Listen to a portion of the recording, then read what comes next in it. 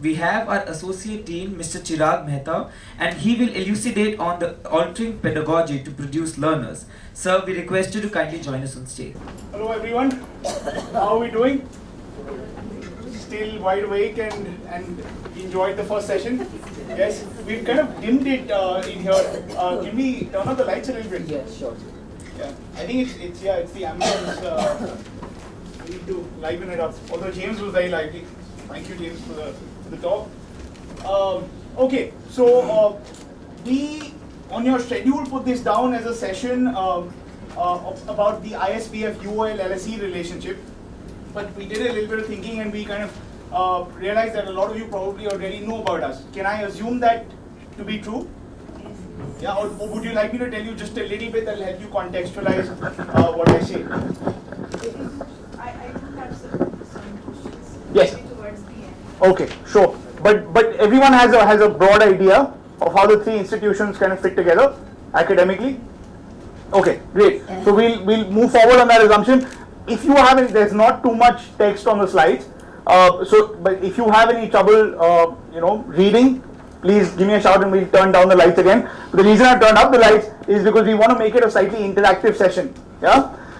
Okay. So what is this all about? We at the Indian School of Business and Finance find ourselves in a bit of a unique position, kind of on the cusp of an Indian and a foreign pedagogy, education and learning.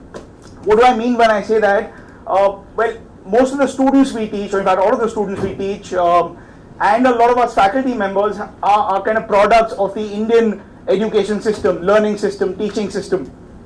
Some of us faculty members have studied abroad, some of our students transfer abroad, but all of us have one thing in common, that we have taught this world-class LSE curriculum. Yeah. So that's why we sit on the cusp of the Indian and the foreign in terms of pedagogy, and we have actually found that delivering this curriculum over a period of 10 years has demanded from us, products of the kind of Indian education system, it has demanded from us an altered pedagogy, not the one necessarily that we received growing up as students. And so we would very much like to share with you some things that we feel are good practices that have emerged from having delivered this kind of altered pedagogy for about 10 years now. So that's obviously one aim of the session. And then there is the other aspect, to produce learners. Now, what is the aim of this altered pedagogy? The aim of this altered pedagogy is to produce thinkers, to produce learners, to kind of reroute learning. And there's a bit of a pun there that my friend Arjo came up with, and I hope you can see that, and the U is in red. So we want to reroute learning away from rote learning. Yeah? Thanks, Arjo. So the idea is to alter pedagogy so that we can produce learners. Yeah? Can we move to the next slide, please? Okay, so I'll say it another way, just so we are very clear about what we're trying to achieve. This presentation is not designed to help your students become better scorers in the board examinations. There's two reasons we haven't designed it that way. A, because we have absolutely no expertise or qualification in that area. We teach after they clear the boards and do exceedingly well in them. And B, because you all are from based on the applications we receive, you're already doing an absolutely phenomenal job at that. So can you please give yourselves a round of applause? Yeah. Now, that was part of a plan to get you feeling a little bit like, because Brexit has been mentioned, to get you feeling a little bit like David Cameron did before the Brexit referendum. You know, he was all smug and yeah, this is all going great. I'm happy, I'm doing well. There's a slight twist to the tail, of course, which is Brexit. Which in this case is that through our 10 years of pedagogy, we have, however, found that we have struggled a little bit to kind of deliver this altered pedagogy to products of the Indian education system, and we've actually struggled as faculty members to imbibe that altered pedagogy first.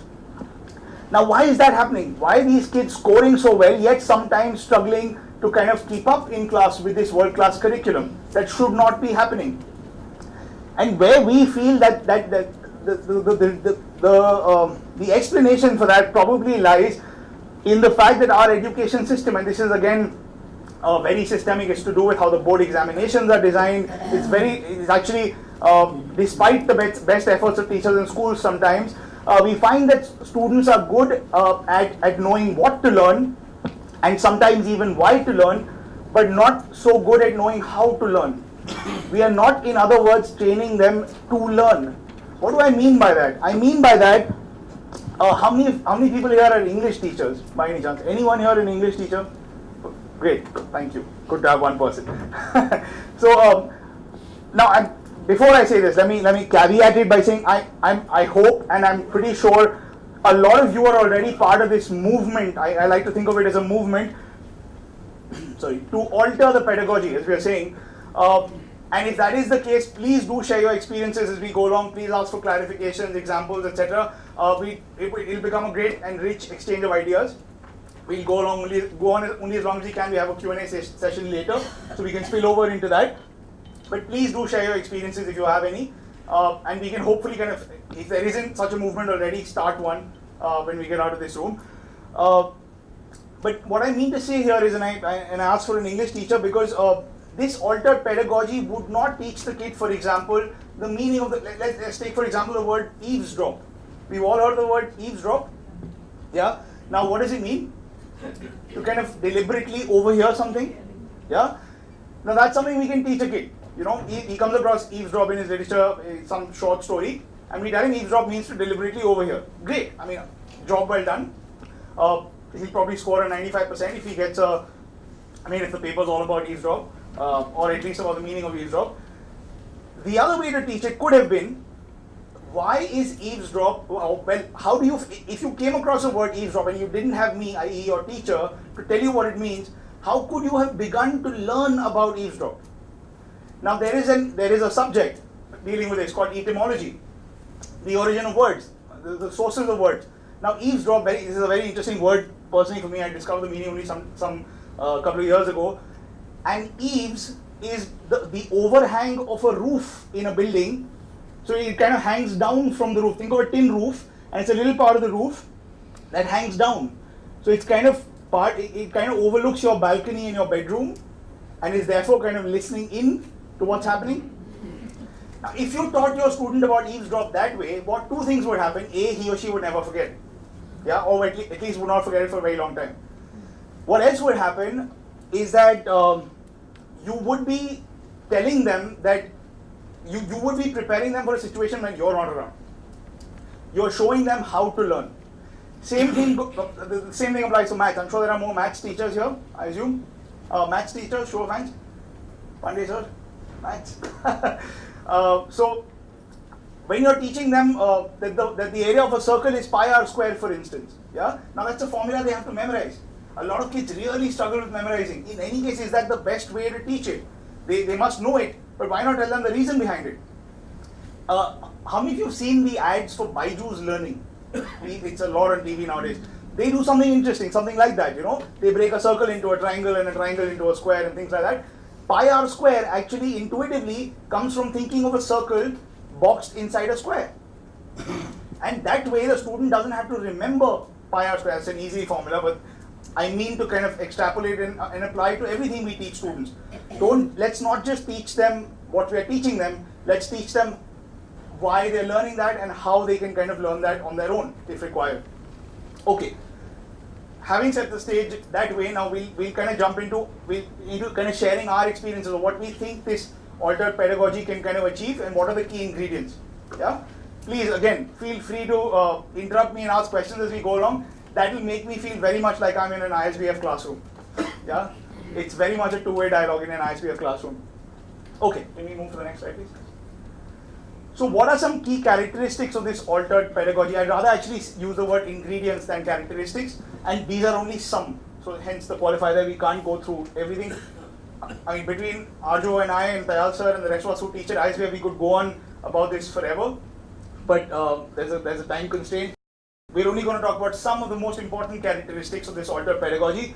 The first is the classroom atmosphere. Another is inspiring students. So these are really soft aspects of teaching, and I truly believe a lot of you would already be thinking about these things, implementing them. So please do that. Let's do that exchange of ideas. And I'm not going to go into the details just now because there's a slide on each of these. And feedback. So we must create a conducive classroom atmosphere, one based on respect, one where every student is treated equally. We must inspire these students in a simple yet convincing way through the use of examples, by giving them context, etc. Can everyone read, by the way? Yeah? Okay, great. And through feedback, because that is extremely important. And the feedback need not always be this cumbersome kind of document that you have to circulate and then tabulate. We'll come to it. It's a very interesting piece. That's why I put down keenly observed feedback. The students are giving you feedback all the time. If one of you yawns, I know that I'm not doing what you kind of expected me to do up here. Yeah? Okay, so on that note, can we move to the next slide, please? Okay, so let's talk a little bit about classroom atmosphere and respect, first of all. Now, this is an implicit thing. If the two of us, any two of us were to interact outside this room, we would kind of be polite and demonstrate mutual respect, wouldn't we? But sometimes with our students, and I've heard on this side many times, sometimes with our students, because of the kind of age gap or what we consider an intellectual gap, we may not always be that respectful of them.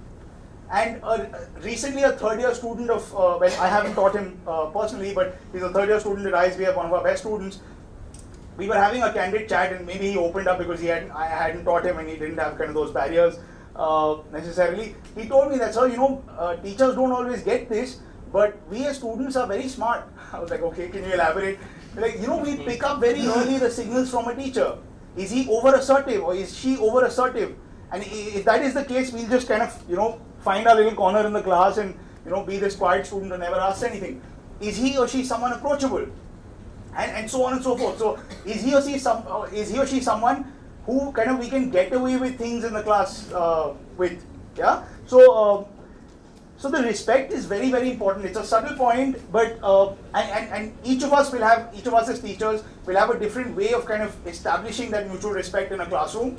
So there's no one size fits all here. But as long as we keep it in mind that the child across from us also expects that respect, it's a little more incumbent on us as college teachers because we're dealing with kind of adults legally. But even a child, even a minor, expects respect and is then able to actually reciprocate once he or she receives that respect or feels that their opinion, their performance, their learning, their needs are being respected. Respect in terms of the classroom atmosphere often actually also becomes about honesty.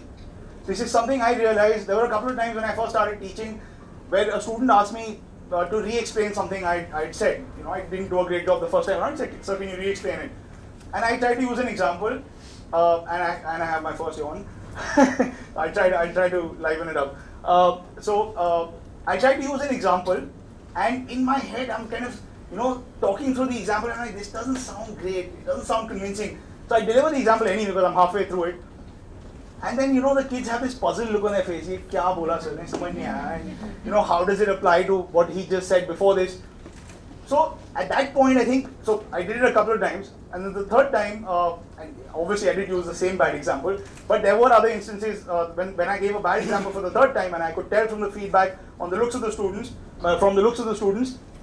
I decided to take a different approach, and I was just honest about it, and I kind of said, oh, that was a really bad example. I said it aloud, and the whole class had a good laugh, and we moved on. And that actually, I felt that was, a moment, yeah, where you feel a connect with the students. They like that. So it's something that feeds into their respect for you as a teacher. Yeah. But having said that, I mean, that's all hunky-dory, but it is very much a tightrope that you have to walk as a teacher. The balance between approachability and assertiveness. If you are on either one side, you'll either shut the kid up for forever in your class, or maybe encourage nuisance without wanting to do so. Yeah. So it is a tightrope. However, as long as we as teachers recognize that respect is something that the student is looking for, it is extremely contagious both between the teacher and the student and among students. If a good student in a class starts respecting a teacher, that respect becomes contagious. Because the others don't want to think. They're like, ye respect kara to hum bhi karte hain. Yeah. And the smallest of signals matter in terms of establishing respect in the classroom atmosphere. Right from the moment you first walk in, and we all make errors on this front. I made so many errors and learned from them. But but the smallest of signals will matter. Yeah. For example, when a kid came to you after class with a completely extracurricular problem, yeah, which is not part of your responsibilities as a teacher, but he kind of felt that you're approachable. Obviously, you must let him know that you're not the right person. But maybe you should kind of try to do something about it, or at least let him know that I've spoken to another person about this, and kind of redirect him to someone. Why? Because you're sending a signal that I have respect for your need, even though it's not my area, and I kind of care for you. Yeah. So the smallest of signals matter, and respect then kind of lays the ground for everything else. I'm going to have to speed up a little bit. Egalitarianism. This is, I mean, it's a bit of a long word, but all we mean to say is no student in your class. I mean, I try to do this. It's a hard thing to achieve, but no student should feel intimidated to ask questions, to ask again, to ask a third time if he or she hasn't got it. And there is no room for indifference from us teachers, I believe. I strongly believe this, and this goes back to the example I just gave about a kid coming up to you with a problem. Once something has come to your attention as a teacher, I don't think we can afford to ignore it, or we ignore it at our kind of peril of the relationship with the student. Leave no student behind, and ask students to leave. So this is an effective tool that I tried one time with regard to egalitarianism. I found that a lot of kids, and sometimes even faculty members, we found ourselves in ISBF sometimes a little guilty of having looked at the kids' board marks or interviewed the kid. We kind of had preconceived notions. This guy is a good student, that girl is a bad student, and so on and so forth. So I tried this in one of my classes, and I told them, introduce yourselves in the first class. And their natural introduction was, sir, I don't know, Yamini Sukhdev, I don't know, Sanskriti school, 95%. Did I ask for your board? How is your board score a part of your identity? I asked who you are. Why are you introducing yourself with your board score? Because they also want to signal to the teacher that I'm the bright student. I got 95%. Yeah. So I tried to do that. I deliberately kind of asked them to introduce themselves and left that open-ended because I knew they were going to talk about their 12 marks. And then I told them that your board marks are outside of this room. You never bring your board marks into this room. As far as I'm concerned as a teacher, all of you are equal every single time you walk into this class. The only thing that matters is your effort to learn. I will reprimand you if I feel that the effort is not there, but your past track record is not something I'm concerned with, as long as you're equally laborious in class. So, I mean, that's just one example. I've heard so many other times, I'm not going to necessarily highlight those. So, it helps to ask students. Students have their own preconceived notions, to ask them to leave kind of those outside of class when they walk in, such as your board exam score as an indicator of your achievement and your ability. Okay, conduciveness. And this conduciveness is primarily your classroom atmosphere has to be conducive to learning. Yeah, that's a very obvious statement to make, but what goes into that? I believe feedback is a very important ingredient to be able to achieve a conducive learning atmosphere. And on that note, I'll defer to the feedback slide later because we talk a lot more about feedback. So I think conduciveness of the classroom atmosphere is very closely integrated with kind of getting feedback, because it's difficult to get a classroom atmosphere right and conducive unilaterally. Yeah, because learning is not a one-way street. Can we move on to the next slide? Please, any questions actually, let me stop and ask since no one's asking of their own inspiration. Yes? There's no question, but I would definitely like to ask something. When you said that when the children say board exams and certain things, Yeah. we also talk about these days about differentiated teaching learning in the classroom. Right. So unless I know my child, how do I plan for him or her? Absolutely, ma'am. So I agree with your point to the extent of whatever knowledge you need. At the college level, what we found at ISBF anyway, we found that knowing that board grade, putting it out there, was actually creating a barrier. It was almost as if, when the 85%er would hear that there were 6 95%ers in his or her class, he would automatically resign himself or herself to being second batch. I've already kind of pigeonholed myself. As long as I'm in the top 50% of this class, I'm happy. Whereas we've had other 85%ers do phenomenally well. So by all means, we need all the information we can get. But if we are able to identify that any particular piece of information comes in the way of smooth learning, then we leave that out. But yeah, I completely take your point that the more we know of our students, the more we can kind of deliver a tailored learning experience. Yes, she please. said that it's important to know your child, to strategize your teaching Yes, this thing. yes. But I personally feel that it's important to know their learning styles, so that Absolutely, you absolutely. can have the perfect teaching style to teach that kid. 100%. Again, the board percentage doesn't tell us about the learning style. Yeah, unfortunately, it's not a very So- good indicator necessarily. So if we want to know the child, we should do learning style assessment. Absolutely, and in fact, that's very much part of the feedback slide. Well, let's just talk about it. We'll come to the slide. We'll skip the slide when we come to it. But since we're in the thick of it now, when I said feedback from the student, what I meant was early on, try to establish what the students in your class know and don't know. Yeah, so there's two things here. Of course, so let's say you're a class 9 maths teacher. It's all very well to assume. One approach could be assume they know everything they studied in class 8, which you're entitled to do technically, right? You're not expected to teach them class 8 maths again. However, there's two things there.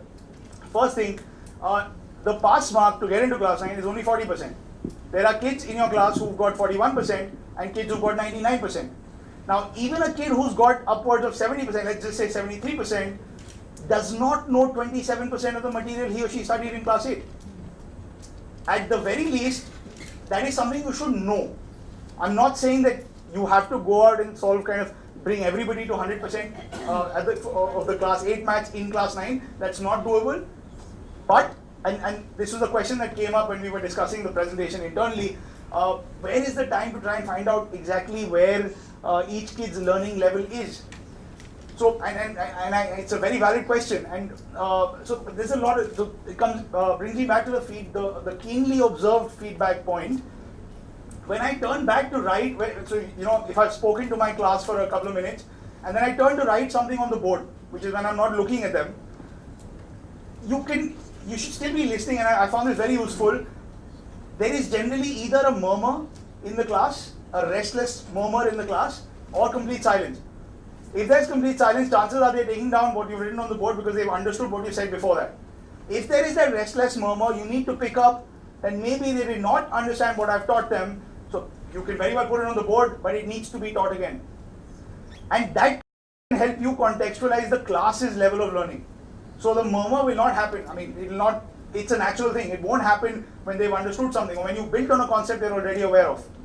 So I think that's where the learning level assessment can come in. Probably even a formal one if the school has one, a pre-sessional one, or perhaps grades from the previous class, at least internal grades which you can rely on and trust more. So absolutely that feedback is critical. It's also critical to get your pace right. So early on in a class, we found it very, very useful to communicate with our students, create a conducive classroom atmosphere through that respect, etc., where they feel free enough, not intimidated. They don't feel like they were best buddies or anything, but they feel free enough to tell you, sir, could you go a little bit slower? Because if I keep delivering fast for the rest of the year, I mean, nobody stands to gain from that. So we may as well open it up to a little bit of feedback and get the pitch and the pace right early on. Okay, it's one of my favorite quotes on education. If you can't explain it simply, you don't understand it well enough. And there's a reason I put it there. Can we move on to the next slide? The next bit about inspiring, and well, we're running out of time and I could go on forever, honestly. I'd love to go on forever. But so inspiring, simplicity is a key ingredient of inspiring. We often think that kids are inspired by very complicated kind of things, and that actually tends to scare them away sometimes. Very simple things delivered effectively at the right pace and level can spark kind of moments of epiphany in students. And it kind of, just kind of drives that desire to learn with them. And a different approach when you're re-explaining. There's no point re-explaining something the same way. They clearly didn't get it the first time around. And every kid learns in a slightly different way. You never know which approach which kid will kind of latch on to. So that's something we found useful. The second point I cannot kind of emphasize enough. We must tell them why we're teaching them something. This is very true for a topic, very true for a subject, also very true for an entire kind of year of study of how all their different courses come together. Now it's all very well to tell a kid that when you're trying to find the maximum and minimum value of a function, find the first derivative, set it equal to 0, find the second derivative, do the second derivative check greater than less than 0, and you have your answer. Yeah, well, you probably do very, very well in the boards, but when he or she steps into higher education, we found out very quickly, because you will need to know why did you set the first derivative equal to 0? Why not equal to 100? Why not equal to -5? Doesn't that 0 seem arbitrary? And that's where the whole concept of differentiation needs to be explained graphically to a student, because that's where its maximum applications lie. That it's the rate of change, that it's the slope, and the slope is parallel to the x-axis where when you're setting it equal to 0, and so on and so forth. So we must tell them why they are studying something. So that's at the topic level. At the subject level, why are you studying differentiation at all? Well, even at the topic level, but so why are you studying differentiation or maths or calculus at all? If you told a kid who's always on the phone in your class, and if you allow phones in school, I don't know, if you told that kid that calculus comes in very handy to design Angry Birds, the app, the game, do you think you'd have his attention, his or her? Probably, you know, there's a lot of kids in kind of the millennial generation that you all deal with nowadays. They seem far too young. So we have to find examples that are relevant and contexts that are relevant to our audience. And Angry Birds is kind of the most, probably the most bizarre application in one sense of differentiation, something that not too many kids would be aware of.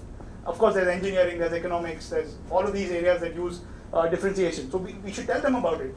A kid who wants to be an engineer but is finding maths hard will immediately prick up his ears. Like, I wanted to be an engineer, but I didn't know I need calculus for that. So stuff like that, it takes maybe a half hour to do, but goes a very long way in inspiring the student, and also in making sure that they get their learning methodology right. Because otherwise they're just following something because you're delivering it.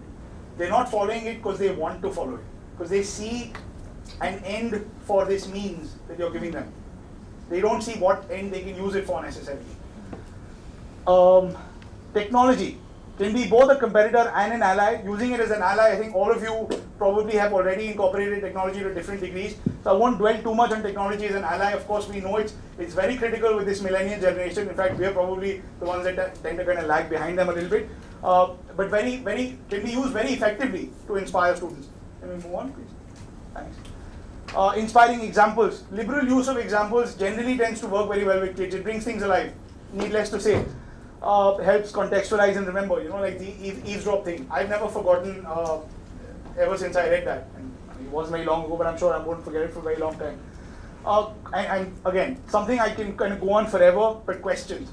This is the absolute bedrock of the learning methodology. Both at LSE, James mentioned more than once, rerum cognoscere causas, to understand the causes of things. How do you understand the causes of things without asking questions? Come to think of it, what does a PhD thesis revolve around? What does every PhD thesis revolve around? It's kind of considered the holy grail of research, at least at the kind of studying level. What is it centered around? One question, right? One question demands 5 years of hard work in India to find an answer to. That it really is the driving force of all discovery, of all inquiry. Yet, if I talk of myself, through my schooling days, I felt like a brighter student if I didn't ask questions, because I was conveying to the teacher that I get it. Absolutely absurd and bizarre in hindsight. And to do with a lot of things. A lot of my teachers made efforts. Maybe a lot of the flaw was just with the way I thought. But it certainly also had to do with the way the curriculum kind of was designed and expected to be delivered. Yeah, so that's something we've really tried to kind of do at ISBF, because like I said, the LSE curriculum demands an altered pedagogy. If a kid does not ask questions, he's not going to do very well in the exam and in life after that. So extremely important to ask questions. It's I think a good analogy is cement. When you're building a building, when you're constructing a building, the amount of cement that goes in between any two bricks is different. Yeah, but you need that cement. In my opinion, the bricks are the concepts that the teacher is delivering, and the cement is the questions that the student must kind of customize and tailor to their own experience and their own pace in order to cement the bricks and to create a solid foundation which may otherwise collapse or be hollow. Yeah. Okay, discussion again kind of feeds on from questions, but absolutely critical to inspiring students, and not only critical to inspiring them, but also critical to preparing them for higher education. How to understand other people's views, how to assimilate them, how to respect other people's views without and yet defend your own views. All of those absolutely critical to higher studies, and it obviously brings the classroom alive and helps in the battle where technology becomes a competitor. Because they could see a video on YouTube on differentiation. Why come to a class on differentiation? It's that peer-to-peer engagement that brings and the teacher can also be a peer in this sense. So we must make the classroom a place where they want to be, over YouTube and over all the other kind of media they have at their disposal today. And of course, the end goal of kind of inspiring, in our opinion, is to make them independent learners, is to make them people who, like with the eavesdrop example, they should be able to learn even without a hand to hold them through the process. And that's really the theme of the presentation as well, altering pedagogy to create learners or to produce learners. Can we move on? And very quickly on to feedback. We've already discussed this briefly, but and the communicated feedback is kind of obvious. Observed feedback I'd like to touch upon once again very quickly. It is, as a teacher, in my opinion, all around you and absolutely unmissable as long as you in your head are looking for it. You could do a quick recap at the start of every class and you know exactly what the level of the students' understanding is and ask the students to do the recap for you. You could just look at attendance. If the attendance is declining, maybe you're doing something wrong. Just look at the attention span of the students, that murmur when you turn to the blackboard, and so on and so forth. So many things. Are people mostly yawning in your class?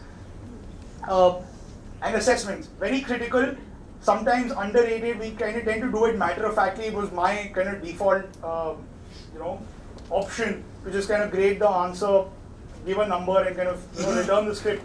But then I realized we're losing a valuable opportunity. So, in terms of designing the assessment, it must be formative, must add something to the students' learning. But also in terms of the feedback to close that 73%, 27% gap, the 27% that they don't know. If you give them written feedback on their paper where they are making mistakes, it'll help them put things into perspective in their own pace. They can go home and absorb it. A lot of kids like individual attention. This can be your substitute for individual attention. It helps weak learners disproportionately, obviously, because someone who scored 99% probably don't have much formative feedback to give him or her. And it's an opportunity for course correction. Also, the role of group work prepares them beautifully for higher studies. Indians in general, there's a perception in the West, not just a perception borne out by experience actually with a lot of people. Indians and subcontinent people tend to be poor presenters. Because I was never asked to present anything in school. So how am I going to be good at it? So that's something that could be very handy in terms of, so use of group work as well. Can we move on? Okay, now we've come to kind of the end of the experiences we wanted to share with you. Like we said, it's only some of the experiences we've had with this altered pedagogy and kind of the things that it's brought to our own sort of sight as teachers. Now, please be rest assured that the point of all of that was not to shift the onus onto you, that make your kids, make your students good scorers and good learners so that we can all retire and we have nothing left to do as college teachers. We will still do our best, but we do need your help in helping that student become a better undergraduate and a better postgraduate and a better PhD and a better kind of worker wherever he or she goes. Employability in India will go through the roof when we solve the pedagogical problem, in my own opinion. Very quickly, the pedagogy at ISBF on an operational level, you all said you know most of this, so I'll run through it very quickly. Plus we have a Q&A later. We are an affiliate center of the University of London, therefore there are regular audits of the level of teaching, infrastructure, etc. So that's University of London's contribution to this altered pedagogy, which is now getting institutionalized in the form of a certificate course that all faculty at ISBF will be going through.